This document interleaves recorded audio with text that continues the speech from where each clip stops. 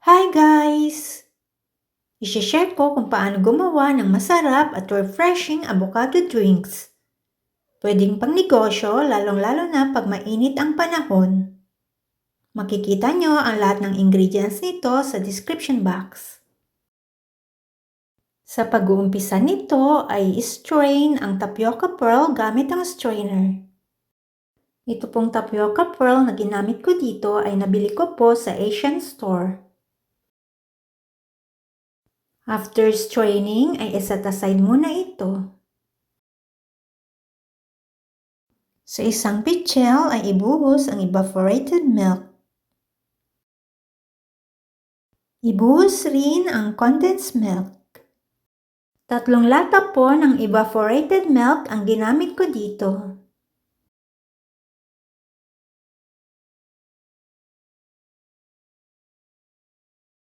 Para mas creamy po ito ay maglagay ng all-purpose cream.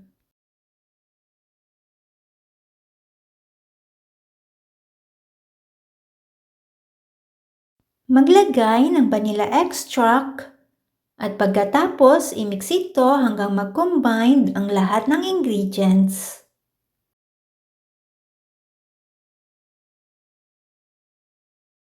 After mixing, ay iset aside muna ito. Ang susunod na gagawin ay i-puree ang avocado gamit ang immersion blender. At pagkatapos itong gawin ay ilagay ang pureed avocado sa piping bag.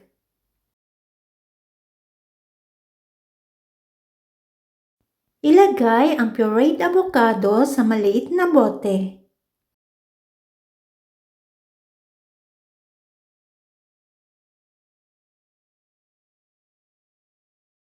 Pagkatapos maglagay ng pureed avocado ay maglagay naman ng maliliit na hiniwa-hiwang avocado.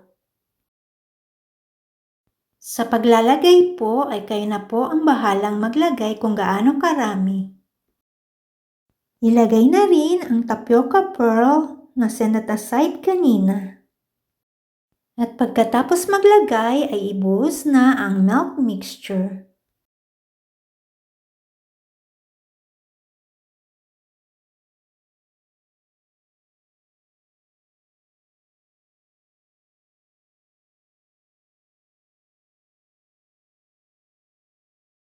Pag nailagay na lahat ng ingredients ay takpan ang bote.